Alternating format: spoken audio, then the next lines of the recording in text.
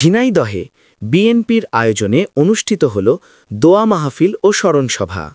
BNP chairperson সাবেক প্রধানমন্ত্রী খালেদা জিয়ার দ্রুত সুস্থতা কামনা এবং ঝিনাইদহ জেলা যুবদলের সাবেক সাংগঠনিক সম্পাদক শহীদ হায়দার আলী হাদুর ১৯তম শাহাদাত বার্ষিকী উপলক্ষে তাঁর রুহের মাগফেরাত কামনায় এই দোয়া মাহফিলের আয়োজন করা হয়।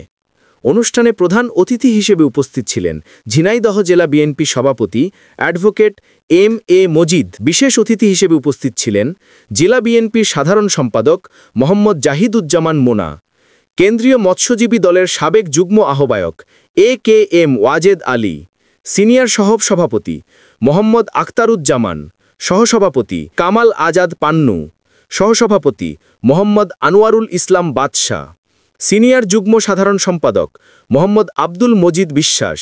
অনুষ্ঠানে উপস্থিত ছিলেন জেলা যুবদলের সাধারণ সম্পাদক আশরাফুল ইসলাম পিন্টু, জেলা ছাত্রদলের সভাপতি এস.এম. সোমেনুজ্জামান শমিন ও সাধারণ সম্পাদক মুশফিকুর রহমান মানিক সহ বিএনপি ও অঙ্গ সংগঠনের নেতৃবৃন্দ।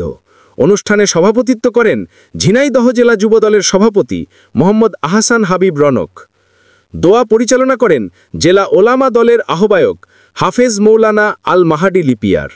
দোয়া মাহফিলে বেগম খালেদা জিয়ার সুস্থতা ও দীর্ঘায়ু কামনার পাশাপাশি শহীদ হায়দার আলী হাদুর ত্যাগ ও আদর্শকে স্মরণ করা হয়। বক্তারা বলেন, গণতন্ত্র পুনরুদ্ধারে শহীদ হাদু ছিলেন সাহসী একজন সংগঠক, আর তার আদর্শ আজকের নেতাকর্মীদের জন্য দিক নির্দেশনা হয়ে আছে।